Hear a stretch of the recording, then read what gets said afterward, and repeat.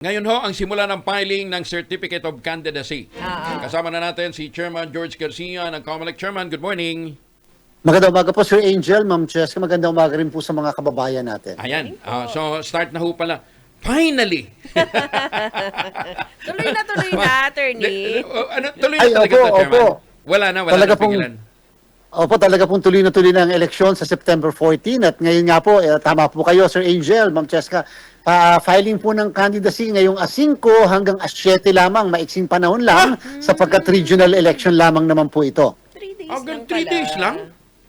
Opo, tama po kayo. Ako, 3 araw lamang po. Total, ang magpa-file lang naman po ng candidacy ay yung sa parliamentary districts. 32 parliamentary districts po ito, and therefore inaasahan natin na kahit po tig sa 10 bawat distrito, mga 320 lamang yan na mga kakandidato para sa mga parliamentary district po. Hindi, tsaka karamihan din ito, nagsipag-file na yata nung nakaraan, di ba?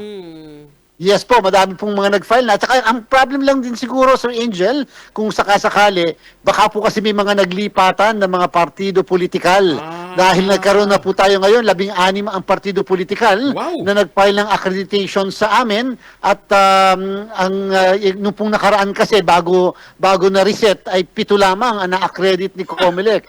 Ngayon po ay medyo madami-dami tayo in-accredit, at kaya yung iba may posibilidad na naglipatan o mga iba naman maaari nag-stay sa dati nila na partido politikal. Hala, bakit ang dami, Chairman? Ay mas maganda po yan. Kami mas winelcome po namin yung mas madaming partido sapagkat ibig sabihin lamang mataas ang kanila expectation dito sa Bangsamoro parliamentary election. Na ibig sabihin, naandyan yung mataas na oportunidad na sila ay manalo at o kaya sila ay makaupo bilang representante ng distrito o kung hindi naman bilang nominado ng mismong partido. Oh, hindi, may nag-register na Kristiyano ang partido?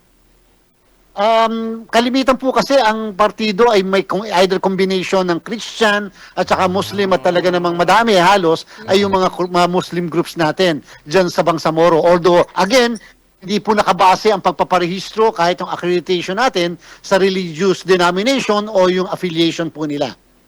So mixed talaga. Mixed talaga. Walang yung solid talaga. Kumbaga hybrid lahat, partner. Tapos, Opo, at yun naman po ang maganda, Sir Angel. Talaga namang ang Bangsamoro parliamentary election ay hindi lamang talaga namang kabilang sa isang religious organization or group. Ito po'y para sa buong Bangsamoro na magre-representa ng kanya-kanyang isla, kanya-kanyang munisipyo o kaya parliamentary district. pero Chairman, yung binabanggit ninyong bilang, that covers the entire region o merong isang partido para lang sa particular na town, particular na province? Ganito po, Sir Angel, Ma'am Cheska, ganito po. 80 ang miyembro ng parlamento ng Bangsamoro. Sa 80 yan, 40 po dyan ay ihahalal mula sa partido. Ano pong ibig sabihin?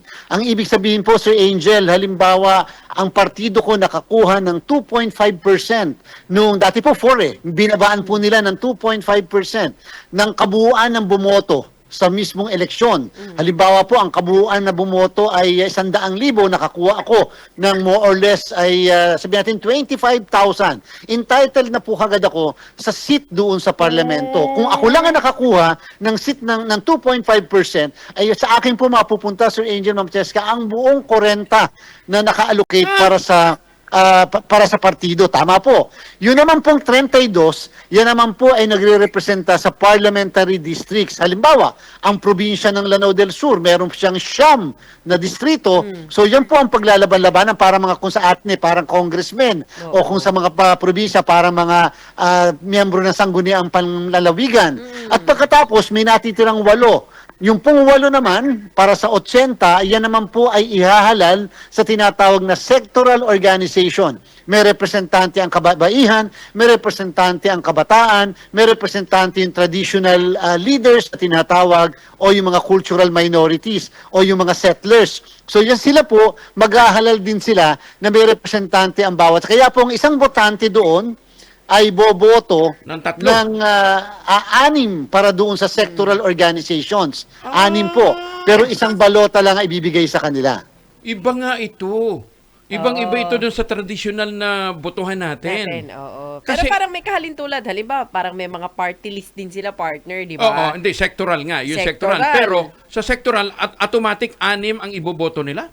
Yes po, nakaklasify po sila. Yun po yung, actually po, Sir Angel, Ma'am Cheska, yun po yung pinupursige natin na amendment sana ng ating Party party list. list law. Kung, Oo. kung akin lang maitutugma, ano po. Sige Ang po. gusto natin noon pa, sana i-define ng Kongreso natin ano ba talaga ang mga iba't ibang sektor ng ating bansa. Correct. Kababaihan, Oo. kabataan, urban poor, farmers, fisher folks, mga veterans, halimbawa, yung talagang alam natin na sila ay mahihina at walang representasyon upang sa bawat eleksyon, meron sa laging sigurado na may representasyon. Dito po sa kanilang formula na more or less nasunod yung kagustuhan natin, meron po silang iba't ibang sektor na yan and therefore yung isang tao boboto, halimbawa kababaihan, merong 4 na kandidato sa kababaihan na organisasyon, pipili sila ng isa doon.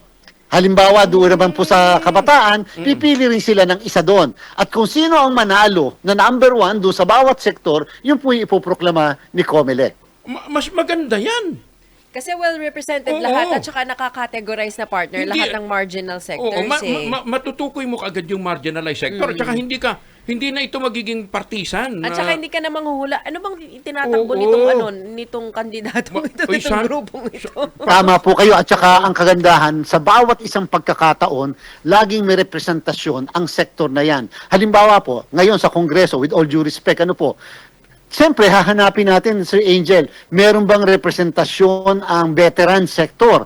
Siyempre, alam natin, ang mga veterano, habang lumalao ng panahon, kumukonti sila eh. Oo. Pero kung dahil nga kukonti sila, paano sila makakapaghalal kung ang labanan ay sa buong Pilipinas, 1:155 ang mga makakalaban mo? Dito, kung 3 lang kayo, 4 lang kayo, na mga miyembro ng sektor na yan, kayo ang maglalaban-laban sa sektor na yan. And therefore, mas mataas yung chance na kayo ay manalo o makakuha ng representasyon. Hindi mo Uy, kalaban Chairman, lahat. Magandang template Maganda ito, yan, ha? oo. Magandang template ito, Parang Chairman. mas fair yung ganyan. Oo, mukhang mas maganda pa ang BARM election pala. Yan pala, Actually po, Sir Angel, Ma'am Cheska, ang BARM election, meron din po sila na tinatawag na anti-political dynasty Correct. provision. Oo. Opo, naunahan pa po ang national. Meron po sila na hindi kinakailangan related up to the 4th degree yung mismo mga miyembro ng mga nominado sa mismong partido. So yung pa lang, malaking hakbang po yan para sa pagpapatupad ng probisyon ng saligang batas natin on anti-political dynasty. Samantalang, alam naman natin yung mga clan, di ba? Clanish karamihan ng mga grupo dyan, Correct. Chairman, di ba? Pero, they adhere to that law. Opo, Diba? at kaya po pinupuri po natin sila bilang magandang pamarisan din at sana nga, ayun nga po, at least itong eleksyon nila na mauuna sa barangay and SK election na dapat in November 2 at syempre mauuna sa national and local election ng 2028, magandang mapamarisan, maipakita po ng mga kababayan natin sa Bangsamoro, this is how we conduct election and this is how we conduct the right election for our country. Teka muna, Chairman, pwede palang mag-iisang, yung 40 members, manggaling lang sa isang dominant party? Pwede yun? Pwede po yun kung sila lang ang makakakuha ng requirement na 2.5%. Pero siyempre, Sir Angel, dahil madami sila maglalaban-laban, nakabase ngayon yan sa tinatawag na proportional representation. Halimbawa, ikaw Sir Angel, nakakuha kayo ng partido mo ng 3%. Ako ang nakuha ng partido ko 2.5%. Si Ma'am Cheska nakuha niya, halimbawa, 10% of ng mga bumoto. O di siyempre po yung 40, hahati-hatiin mo kaagad yun base doon sa nakuhang boto. So therefore, yung mismong mga accredit namin mga political party, almost sure na baka meron silang representasyon ng bawat isa. Kahit malang tigi-tigisa o kahit malang meron tigda 2, 3, yung iba naman, baka mas madami. Paramihan pala ng kamag-anak to pagka nagkataon. Pero, again, this is democracy in action. Correct. Di ba? Kaya po kami natutuwa, Sir Angel, Ma'am Cheska, na madami po ang nag-file ng kanilang candidacy at saka po yung mga accreditation sapagkat nangangahulugan lang napaka-vibrant ng demokrasya sa Bangsamoro at ito po yung welcome na welcome kaysa naman po yung isa lang o dadalwa lang ang naglalaban-laban sa isang eleksyon. Mas maganda po itong madami rin pagpipilian ang mga kababayan po natin. Teka muna, so yung partido kailan ang filing, Chairman? Bukas din? Ayun, Today din? Meron po silang deadline, hindi naman po kinakailangan ng filing. Meron po silang deadline to file hanggang Friday na tinatawag na yung mga nominees nila. Kinakailangan i-submit sa COMELEC. Pero syempre, ang kaunahan muna, magpapile ngayong araw na to hanggang sa 7, yun munang mga kandidato para sa bawat distrito. So, syempre, yung bawat distrito, yan po may mga munisipyo na kabilang. Halimbawa, isang distrito, 5 munisipyo ang kabilang dyan, parang congressman din. Oo. Therefore, yun po ang paglalaban-labanan lang nila. Ilan bang radyo natin sa BARM, partner? Parang... Marami kaming radyo natin station Oo, dyan, hindi ko Chairman. lang ano yung Meron exact. tayo, Bungaw, Tawi-Tawi, di ba? May radyo natin, Bungaw doon. Mahalaga yung education campaign, Oo. Chairman, para mas maintindihan ng mga kababayan natin kung Yung paano magiging sila boboto. sistema, oo. Oo. In fact, Sir Angel Chess, ang gusto nga po namin pati, although meron pong nagsumulat sa amin na wag daw namin gawin, pero yung po ang interpretasyon namin sa batas nila required po kasi na ilagay ang logo ng partido politikal. Mandatory po yun. Okay. At the same time, kami po ay nagdesisyon na ilagay din ang pictures ng mga kandidato dahil yung pong bago binago nila yung nakalagay po ay pwedeng ilagay ang pictures ng mga kandidato para mas madali rin ang pagpili at pagtingin ng mga kababayan natin. Kung kaya nga lang, may sumulat po kasi sa amin, ang sabi nila baka daw ma-AI o baka ma-Photoshop yung mismong picture. Ay, yung mga maganda na, baka lalo daw mas gumanda, sabi. Kuminis, attorney. Opo, baka kuminis bigla. So, pinag-iisipan po namin Hindi. kung talaga bang wag na lang ilagay. Pero alam niyo po, magandang feature yan Maganda. kahit po sa national election natin. Oo, dapat nga ganun eh. Kasi, Para visual partner. at kita mo, halimbawa, doon sa party list partner, yung mga nominees nila, hindi naman yun yung nangangampanya. Artista yung nangangampanya eh. Correct. So, nabubudol ngayon yung butante. Correct. Kasi akala nila yung artista ang kumakandidato. Oo. Pero At di, Oo. alam niyo po ba, Sir Angel, ang bagong batas po ng Bangsamoro na binago po nila, ito po yung bago ngayon. Kapag po kayo ay miyembro ng sektor, ang nakalagay po na iboboto o yung nakalagay sa balota na ipiprint ay yung mismong pangalan ng number 1 nominee ng sektor na yan. Hindi po yung pangalan ng sectoral organization. So, kung Palmones, Angelo po yun, Palmones Angelo ang nakalagay dahil kayo po ang number 1 nominee. Tapos, open and close parenthesis yung pangalan lang ng sectoral organization. Na No? nire-represent mo. Meaning to say, pag Tao. namili ngayon yung tao, ang alam ng tao kung sino ang number 1 nominee na yan. Hindi yung sa party list natin na pag binoto mo ni hindi mo minsan alam kung sino yung mga nominado ng party list natin. Uy, Chairman, kagandang template niyan ha. Oo nga. Oo, sana Magandang abangan gayahin. talaga to, partner. Gayahin ang national. Oo. Kasi Opo, Sir Angel, tama po kayo. Yan po ang pinupursige din natin ng mga pagbabago sa party list lo natin. hindi ba kayo mahirapan, Chairman? Ako sa bago, may window naman para mag-print ng To balota, prepare, no? Oo.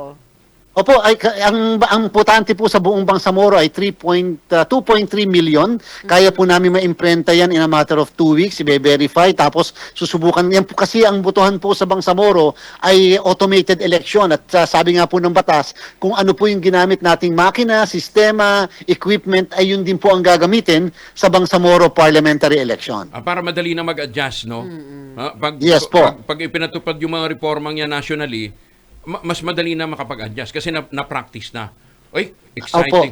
Exciting ito, Chairman. Kasi ang daming reforma eh. Totoo. Oo. Opo. At sana nga po yung nadidinig ng mga kababayan natin sa radyo natin sa buong bansa, sa buong Bangsamoro, itong mga gantong klaseng mga balita upang kahit paano yung voters education ng program natin at sila rin ma-share nila yung mga gantong klaseng impormasyon. Kaya importante sila ay boboto. Dahil kauna-unahan, mapagmamalaki sa mga apo at mga susunod na salinlahi, bumoto ako sa unang parliamentary election ng Bangsamoro. Oh, may panahon pa naman eh. Sige, ikakaskade namin doon sa mga radyo natin, stations natin, Chairman. Ha? So in the meantime, Opo. thank you for joining us ngayong umaga, Chairman. Ano, ha?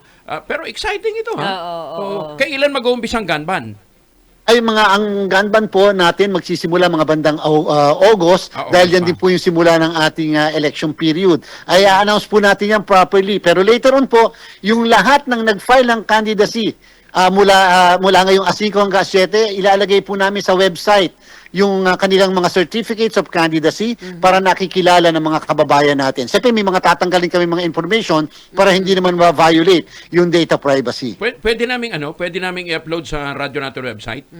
Pwede po. Yun po ang purpose talaga natin. Oo. Sinimulan natin yan itong 2025 elections. Tutuloy-tuloy na po natin hanggang sa mga susunod na election na dapat lagi nating na ipopost sa COMELEC website ang mga pangalan, ang mga certificates of candidacy ng mga kandidato. Pwede na daw masilang mangampanya.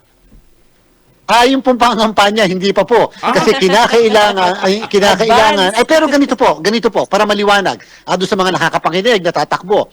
Dahil ito ay automated election. Dahil ito ay automated election. Sabi nung Piñera versus Comelec na pinag-uusapan natin, Sir Angel, pag nag-file sila ng candidacy sa isang automated election, sila daw po ay hindi pa kandidato. Inuulit ko, pag nag-file kayo ng candidacy mula A5 hanggang A7, sila ay hindi pa kandidato at kandidato lang daw po sila sa unang araw ng kampanyahan. So meaning to say, kung ang kampanyahan po natin, Sir Angel, ay mga bandang August pa, halimbawa, ay more or less, doon pa lang sila kandidato. Kaya mula ngayon onwards, wala pa po silang ma-violate. Kaya unfortunately, yun ang batas natin, yun ang desisyon ng Supreme Court, wala pong magagawa si COMELEC sa bagay na yan. So kung gusto nilang mag-ikot, magkamay, wag lang kayo mamimigay ha, vote buying yan. Pwede pang tawag dito, medical mission. Pwede pa yung mga ganun. Dahil hindi pa po sila kandidato, Okay. sila po ay considered palang maaaring aspirants, pero hindi sila kandidato sa definisyon ng ating batas. Paano kung may jingle na, attorney? Okay rin. Opo, yung iba nga po, naalala niyo po, nung nag-filing ng candidacy noong October 2024, di ba, pagkalalaki na ng mga mukha nila sa mga Correct. tarpaulin, Oo. nasa mga kalsada, may mga nasa radyo na, nasa TV, pero technically wala po silang na-violate pa dahil sabi ng Korte Suprema, sa kaso ng Piñera versus Comelec, sa isang automated election, kandidato lang sila sa unang araw ng campaign period. Okay, Chairman, sabi nyo kanina, very vibrant ang democracy. Kaya lang, sa dami ng maglalaban-laban, at alam naman natin, puro clan tong magtutunggalian dyan, paano natin i-manage ang possible violence?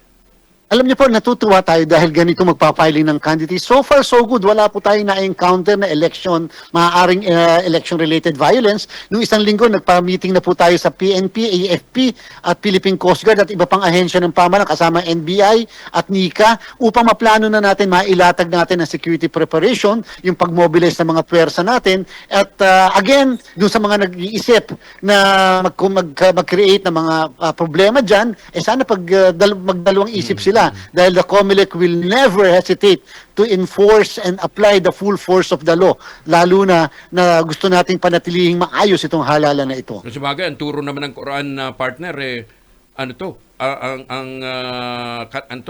peaceful ang ating mga brother Muslims, di ba? Kapayapaan. Kapayapaan. Yun ang mahigpit na turo ng Quran. Anyway, Chairman, from time to time, tawag kami ha.